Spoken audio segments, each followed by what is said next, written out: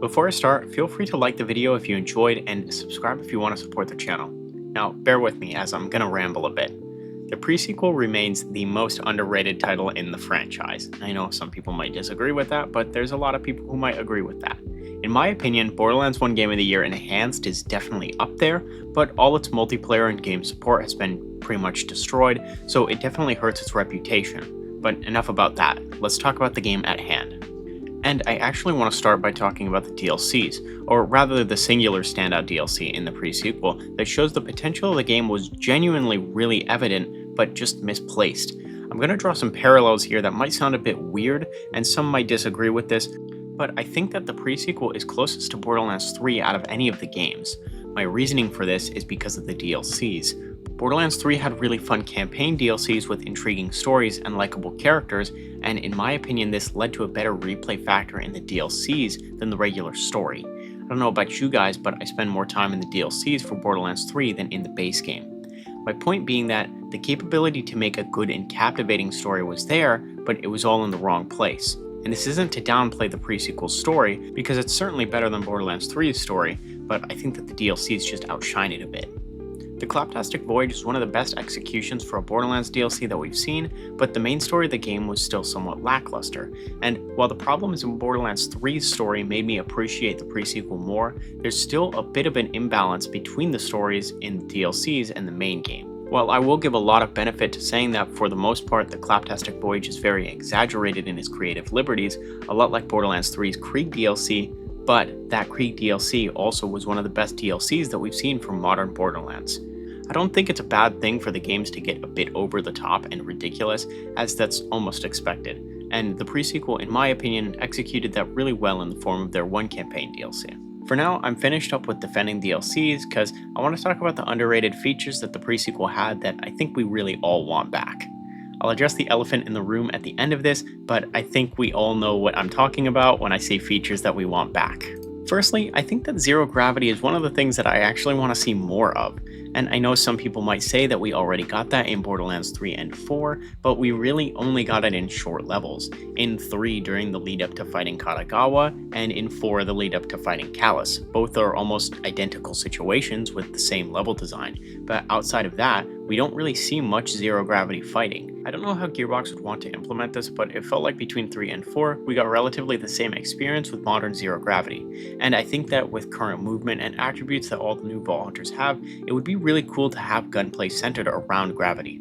I will say that I still like the glide packs, and they're really fun, but the zero gravity just felt more seamless.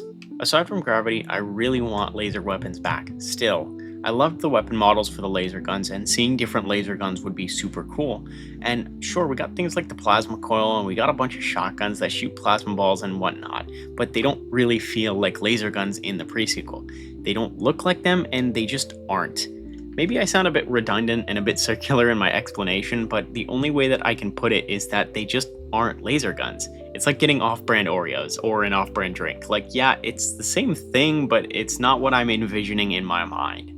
And I'm sure I'm not the only one here who thinks this is the case, and I know I could explain it better, but the laser guns just felt different. They felt more linear, and the damage felt like nothing else. Especially using cryo lasers and legendary variants, they were just fun to use, where the plasma coil or flash cyclone just feel like pumped up SMGs. They're both shooting lasers, but they're just not the same laser guns as what I truly want. I want to see glitch items back as well, along with lasers, and my main issue is that it's just really one DLC away from being back in the game, with both of these items. Gearbox just released their Zane DLC, and it's literally only $6, so they're capable of giving us cheap DLCs again, but they just choose not to. I want to see the unique effects of glitch guns, and I want to farm for the right codes that I want. In my opinion, it's just so much cooler than having a legendary. And while we have a great parts system that shows you attributes from all manufacturers, it's just not as unique as glitched guns, and the roles are still relatively the same as farming for the right parts in any of the other titles. It's not the same as rolling a different glitch type because they're just so much different than manufacturer attributes, so I definitely want to see those back. Now for my potentially controversial opinion. I think the pre-sequel had the best sound design out of any of the games to this day. And I'll try to play all of the sounds that I can fit into this video, but the main menu music is just the best thing ever. Waking up in the middle of the night, realizing that I left my PS4 on, and hearing the main menu music was just like a core memory for me. So I could be blinded by nostalgia, but I'm sure that others are with me here. The music in the pre-sequel and all of the surrounding sound design is just great.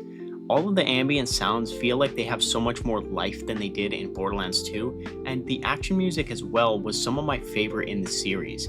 So I'm gonna play some picks of my favorite ones, and let me know if I'm just crazy or not.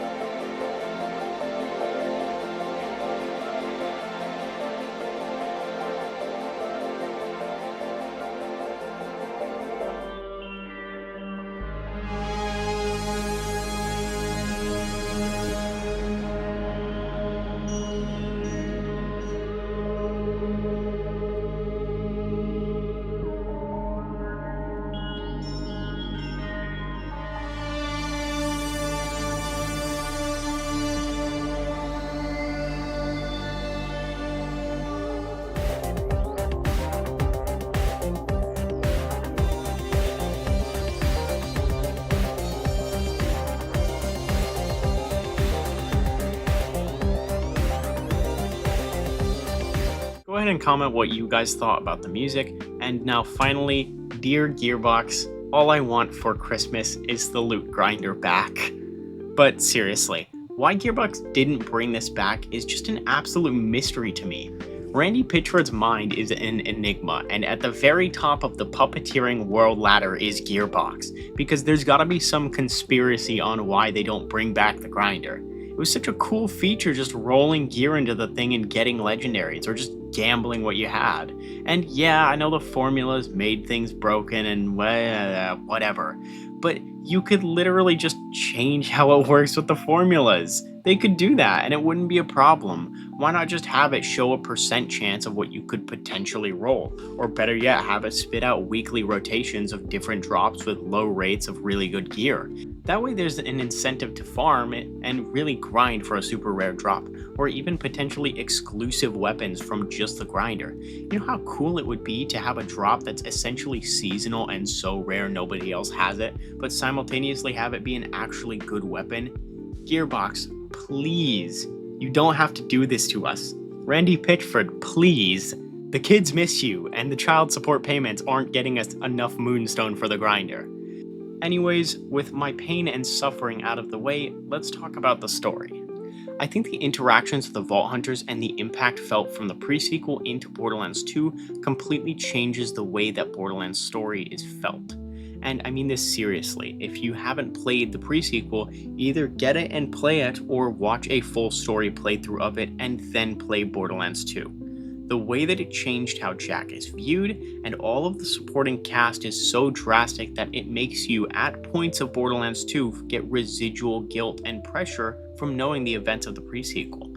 Seeing Nisha, Wilhelm, Aurelia, and Timothy Lawrence all experience their own downfalls either by their own hands or external factors is just tragic, along with Claptrap seeing essentially his whole race get killed in front of him. You slowly see the maddening of characters who you learn to understand and sympathize with due to the circumstances that they were put in, and you're forced one way or another to basically put them down like an animal that you don't really want to have to kill. The bosses and the enemies are one thing, and I remember seeing somewhere that a consensus was brought into the pre-sequel where there isn't a main villain, which is why the driving force and the motivator for clearing the story is a bit ambiguous, also affects the replay value. But I'd argue that killing an evident antagonist isn't really the point of the prequel, but rather learning supporting information regarding the would-be enemies out of Borderlands 2 and 3, and finding equal grounding to understanding the good and evil sides. I could be wrong, and maybe I've overthought a lot of it, and maybe I just sound crazy. But given everything I've said, is the game still as underrated as people say? I think it might be even more so than people think, but I don't want to sound ridiculous and I don't want to hype it up more than it really is. I think if you're just starting Borderlands or have played a lot of it and haven't played the pre-sequel, it is a must play, or at the very least, watch an in-depth playthrough. Its story value changes the way that we give context to the characters, and its mechanics set up the gameplay essentially for the style of modern Borderlands.